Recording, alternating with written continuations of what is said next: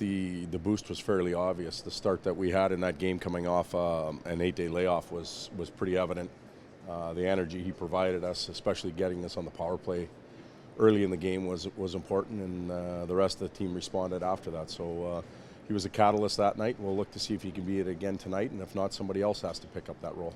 Were you surprised at how well he did, especially with the long layoff? Yes and no. No, because of the frustration level that he's been living with. He's been anxious and ready to go for a while. Yes, because as a young player, it's hard to come into this league at any time and play. But he's got the skill set, he's got the sense and the desire to perform at a high level every night, and he's a special player. So I guess yes and no would be my answer to that question. Your power play is at 27% with him in the lineup, even though it's been a short sample size. Is there something about the way he learns and how quickly? I mean, everybody looks at the great physical tools that he has, but is there something about how he conceptualizes the game that makes him an easy pupil to teach? Well, I think the unique or the special players that have come through this league and played this great game have that skill set. They have the ability to take some information maybe in a meeting before the game, think about how they might use that information at any given moment, and then parlay it into some type of success or make people around them better. And Connor did that the other night in the power play situation. So there's no doubt we have a better chance at and a higher success rate when he's involved in it. So we're happy to have him back. We also think we have some other pieces that aren't playing right now that can help us in those areas as well. I appreciate that it's only one game, but you'd like to make it to that line? Yeah, I would be crazy to say that I didn't. Connor as the catalyst, I thought he had two real hungry wingers. We were just talking about it in our room, like who wouldn't be hungry to play on that line and try and keep him as your centerman or want to move up and play with Leon. So I thought both Jordan and Benoit had real good nights, but it can't just be one night. It has to be a string of a lot of games, and tonight they'll get tested. How big is this road trip? Team has struggled on the road. Every road trip, every game's big for us. I get asked that question a lot. Every night's an opportunity for us to improve. That's how we approach it, and we've got to move the needle in the right direction. We did that the other night against Columbus. Now we have an opportunity here in Ottawa. So haven't had a lot of success on the road. Looking to turn that around here in the last third of the season. No better time to start than tonight. Do you get Schultz back? We do get Schultz back tonight, yes. And He's are you going to activate Davidson for today's game as well? a good chance we will, yep. Do you think you have a playoff team here with him in the lineup? Do I think we have a playoff team. with Connor in the lineup?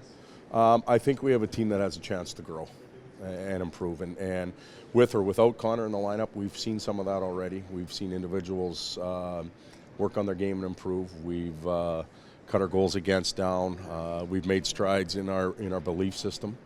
But we have a long ways to go before we start talking about playoffs. And I don't think our group is ready for that talk or that pressure yet.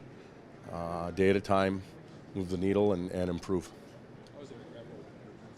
It's been really good for us. Eric, the person's been tremendous around the locker room. Anybody here in Ottawa that's had time to spend around him would understand that.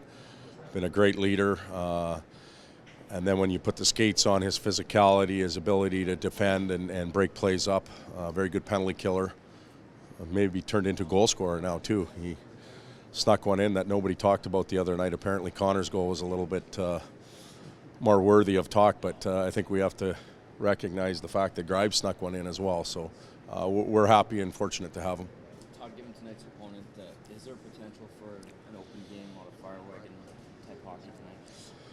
Well, I would venture to guess that Dave's probably going to answer the question the same way I do. I don't think it benefits, at least it doesn't benefit us to play like that. We need to have some solid structure in our game. We need to take advantage of opportunities when they present themselves, try and create a few of those. But if we're just going to open up the floodgates and take our chances, I don't like it from our end.